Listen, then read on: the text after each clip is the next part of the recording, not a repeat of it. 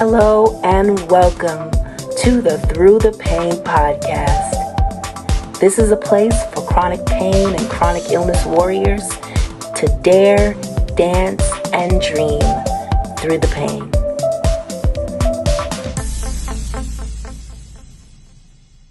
Hello, everyone, and welcome to a wonderful edition of the Through the Pain podcast, where we dare, dance, and dream through the pain. Today, I am privileged to have a very wonderful guest.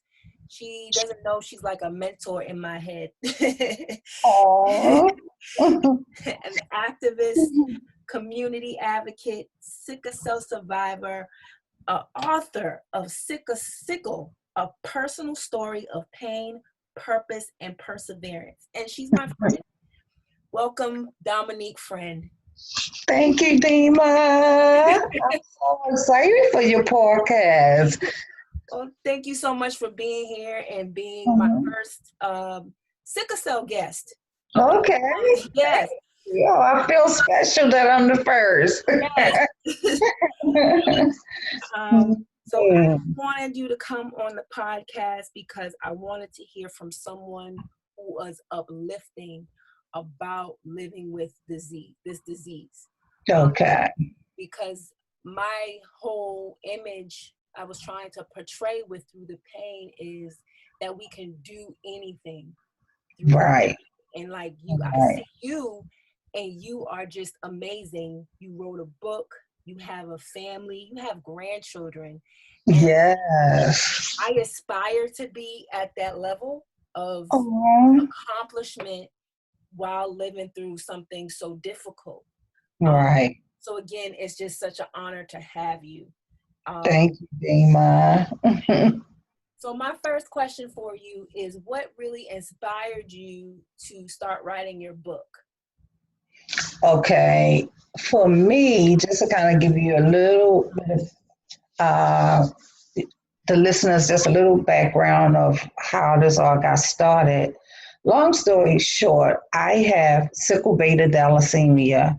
So for me, sickle cell did in the beginning, did not consume my life to the degree in which like I couldn't finish, school or, like a lot of people, I've heard the stories of being in a hospital, not being able to have a normal childhood pretty much. So for me, that was not my story. My story was, in the beginning, I would have pain crises maybe 2 or 3 times a year. And the crazy thing was never admitted in a hospital. When I would go into my pain episodes, I would tell my mom, I will go to the emergency room. I will leave with pain medication, and all I know, I will sleep for 3 days, and then it will be over.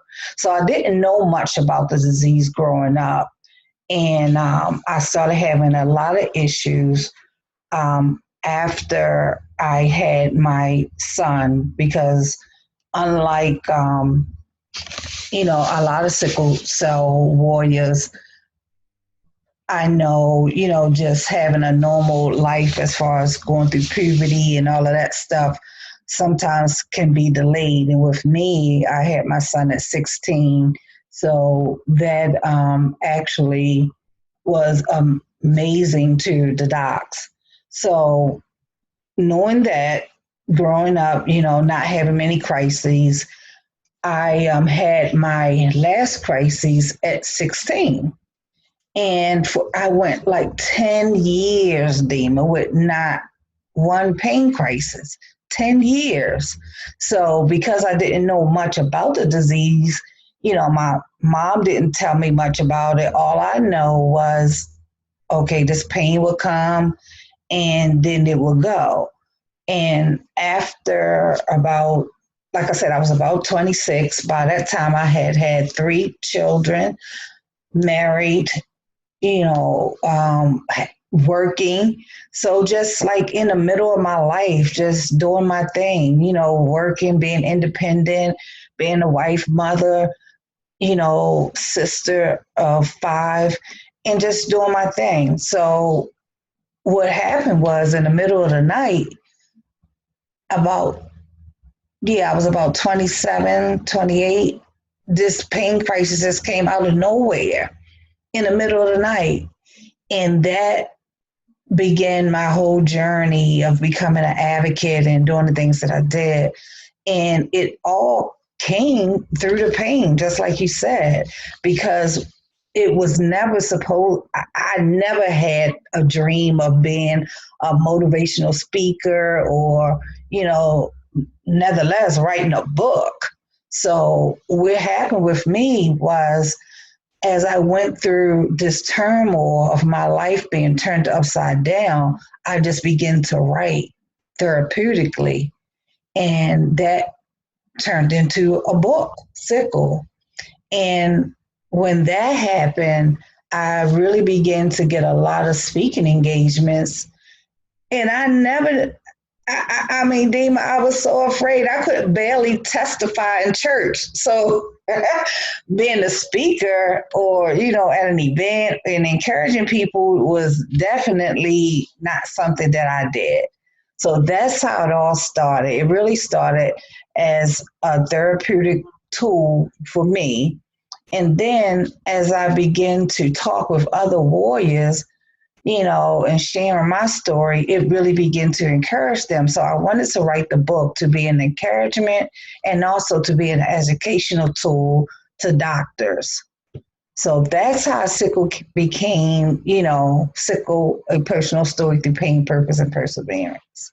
Wow, that's crazy to me because I'm hearing you and you say you didn't even want to get up in church to testify. Right. I mean, to see where you are now, like you're one of the top sickle cell advocates, well, that I know of. Right. Thank you. Thank you. I think it's you, and then I know there's Amy too, and maybe Yes. a handful of us. Right. Right. I think I put you at that level, and to see the growth, it just is amazing to me. Thank you. What would you say to people, not just with sickle cell, but with chronic illnesses? How would you encourage them to share their story? I feel that, you know, for me, I found out that, you know, I was on a hunt and it was so crazy. And God just does things so magnificent, you know, in ways that we can't even fathom. But I was at that time that all of that stuff was going on in my life. I was actually even on a journey trying to find out what was my purpose. God, why am I here? I have the home, I have the husband, I have the children. You know, why am I here? And I realized a lot of times through those darkest times in our lives, purpose appear.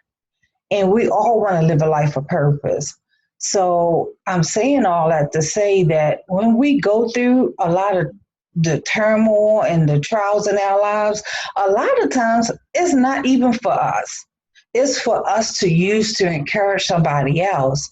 Because as I look back and I realize all the things that I went through and how in a short time frame, like all the issues that I had, you know, with this disease, from being discriminated against and stigmatized to, you know, being hospitalized for, you know, long periods of time, all the stuff that many warriors have gone through, you know, from the beginning of their life, I went through in a short period of time, all that to be able to be a encouragement to somebody else.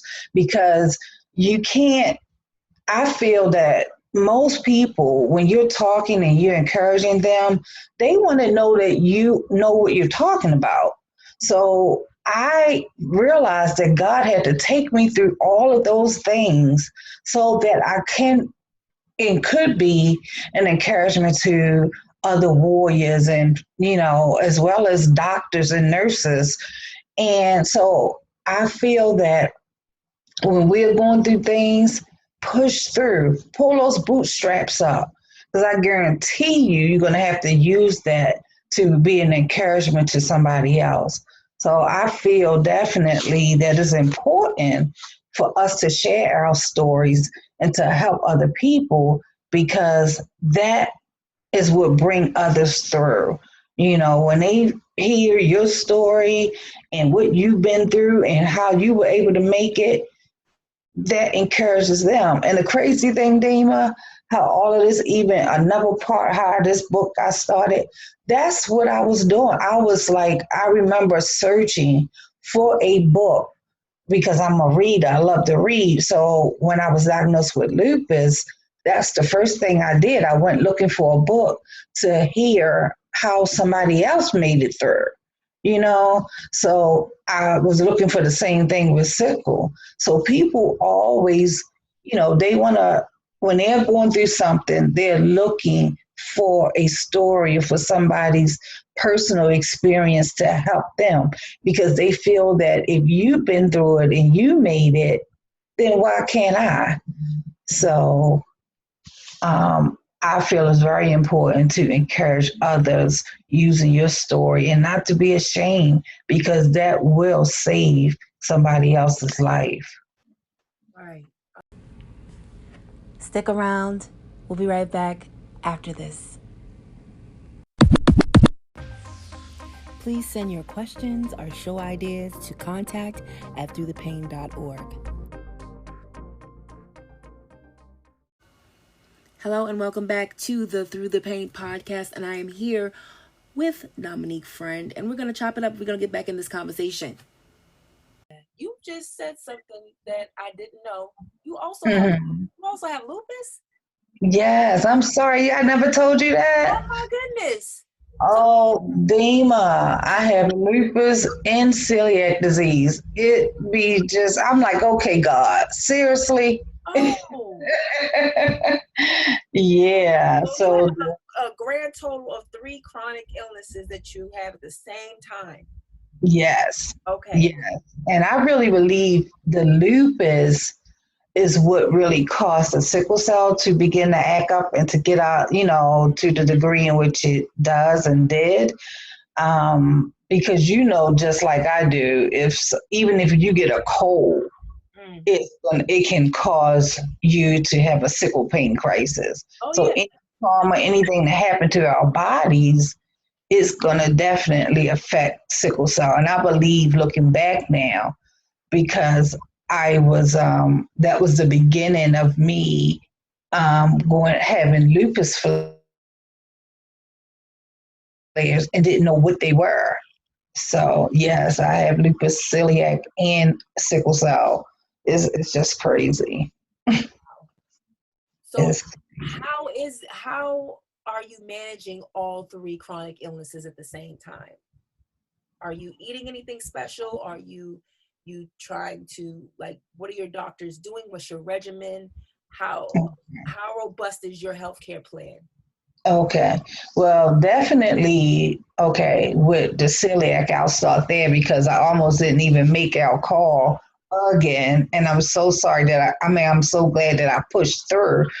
I must have ate something yesterday that did not agree with my body, because I woke up just having really bad, intense stomach pain. And that's what happens to me when I eat something that has gluten in it. Gluten is really weak. And so I have to be on a gluten-free diet. A lot of people use that as a fad of, losing weight. But for me, it's definitely life or death, because I was told that if I hadn't,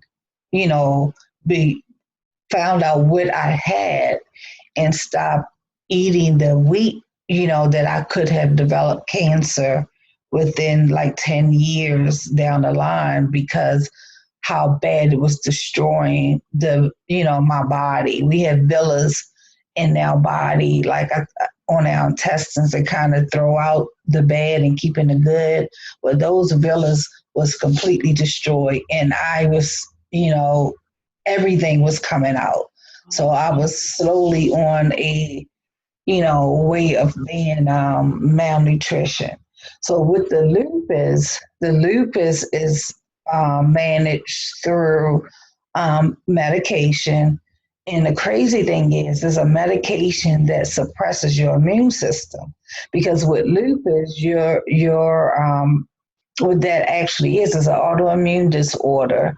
And that autoimmune disorder has your body thinking that is something in your body that don't supposed to be there. So it's fighting off, your own tissue in your body. So with the medication that I take, it actually suppresses my immune system so that it isn't overactive and begin fighting my body. And with sickle cell, with me, I'm still learning every day ways in which to manage that. And I'm on a pain regimen. And for me, I want to be able to get off of that, the opiates, and, begin to find something that is a little more natural. So I have been using CBD oil, and that actually helped. So I'm just trying to find the right amount that's equal to the pain medication that I take so that I can completely transition to that. So that's what I do far as, physical, what the doctors are saying. But my main thing in my life that helps me through all of this, Dima, is my faith. If I didn't have my faith, I honestly don't know where I would be, because it's my faith that gets me through the hope of, living and living life to the fullest that gets me through every day. I turned 50 just several weeks ago. March 13th, I turned 50. That was such a major milestone birthday for me because of all that I go through. And we have lost so many warrior friends, warrior sisters and brothers, over the last 5 years, that is crazy scary. So to be able to be 50, with all three diseases, I'm so thankful. And I just live a life of gratitude and thank God for what He's done. So that's my main, I can only say like rock or foundation that gets me through is my faith. And that was my next question. Like, how do you get through the pain, using my hashtag? Like, what is it besides your faith that helps you through the pain? Okay, definitely support. Having a supportive family helps me big time. My children are all grown adults now. And I'm going to tell you what happened just about 2 weeks ago, and it just touched my heart in such a tremendous way. I have my two youngest children. My son is 23, he's the youngest. My daughter is 28. They already knew, like I had went into a crisis about 2 weeks ago now, and the pain was so intense. Damon, you already know how bad that pain can get. Like a mattress. Right. And this was in my legs, and I could barely walk. I couldn't even, it took me, I know, at least a good 10 minutes to get down the stairs of my apartment complex just to get in the car, because the pain was so bad. And so I went, into the doctor, got some hydration, pain medicine through the IV for about 2 hours, came back home, and, I was at a level in which I could kind of deal with the pain at home, but it was still very intense. My kids actually went out and they searched a place for the CBD oil, because I didn't know, of any places really around here. Well, put it this way, I hadn't really got into, like looking for it. And they came back, they had to spend $120 for this oil. and you put the droplets under your tongue, because they felt if we don't do something different for mom, we know how this going to end. And she's going to wind up in the hospital. And the blessing in that, Dima, is they know me just as well as I know myself. Yes. And they watch me, and they knew that they needed to do something different to kind of head this off, because the last place they wanted me was in the hospital, around, how just being in the hospital, we are already, susceptible to infection, and being there, even though sometimes we don't have other choice but to go for pain management, but we also know that it's a scary place for infection, just being there. And they did not want that for me. They all they were thinking of was this coronavirus, and mom already have lung issues. We don't want her there. They went out, didn't have very much money. I'm trying to figure out where they got the $120. But anything for mama. Anything for mama. Yes, they did that, Dima. And I'm going to tell you, that really saved me last week, because I know I would have been in the hospital. And that was like going to be at least a 1 week stay, based on what I was feeling. And for them to do that really just uplifted me and just made me feel like I'm not in this alone. I have a supportive family that loved me, and that made me cry and just boo-hoo, but also, praying again for this heart of gratitude, because we do have warriors out there that don't have family, or they have family that don't understand. Some of the things that I hear from warriors, that their family do to them is unbelievable to me. Unbelievable. But I thank God that I do have a support system, that really helps me mentally as well as physically, Right. And that's important besides my faith, having that supportive hub of people around me. That is.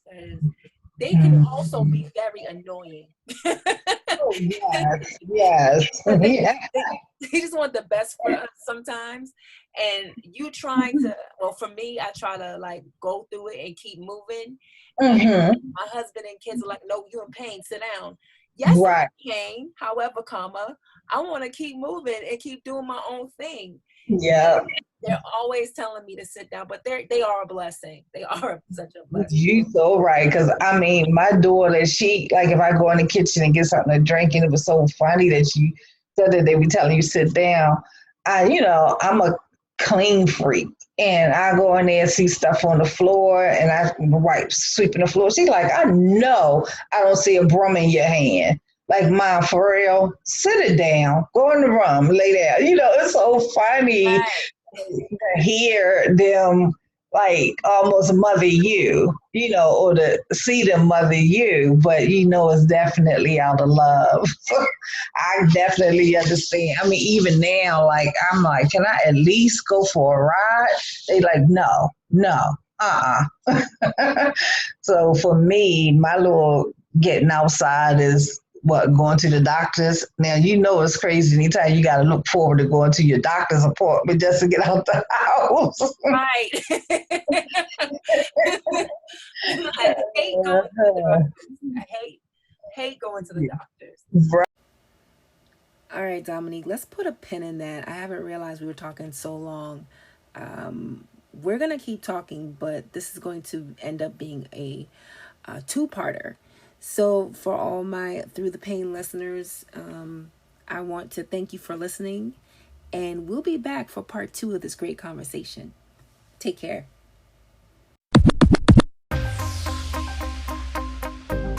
For tools, merchandise, and additional information, log on to our website, www.throughthepain.org. This has been a Public Praise Media production.